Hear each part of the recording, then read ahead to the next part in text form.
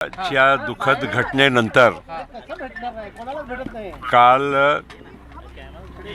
आमचे नेते अजितदादाचा अंतिम संस्कार झाल्यानंतर आमची माननीय मुख्यमंत्री त्यांच्याशी कुठलीही चर्चा झाली नव्हती आणि स्वाभाविक आहे की एक राजकीय दृष्टीनं आम्ही महायुतीचे घटक पक्ष म्हणून आणि आमच्या राष्ट्रवादी काँग्रेस पक्षाचे नेते अध्यक्ष आणि विधिमंडळाचे आमचे नेते उपमुख्यमंत्री ही जागा माननीय अजितदादाकडे होती।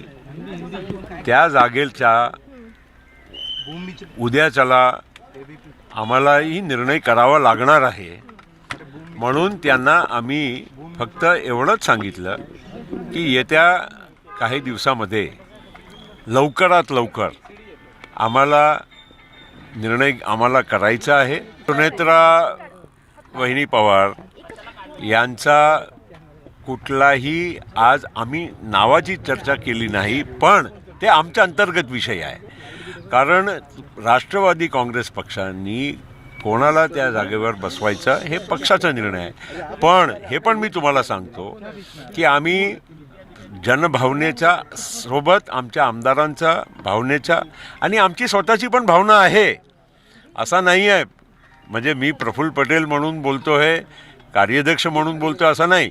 माझी स्वतःची पण भावना आहे की योग्य निर्णय आम्ही केला पाहिजे आणि त्या दिशेने आम्ही विचार करू। कुठेही असा विषय आलेला नाही, कारण काय आहे आज अजूनही राजकीय शोक आहे। आज तिसरा दिवस आहे, तिथे त्यांच्या काही घरच्याही कार्यक्रम चालू आहे, तेव्हा आम्ही आता सुनेत्रा वहिनीशी पण बोलावं लागेल की नाही आम्हाला त्यांच्या परिवारची पार्थ पवार आहे, जय पवार आहे, सुनेत्रा वहिनी आहे, त्यांच्याशी पण बोलावं लागेल।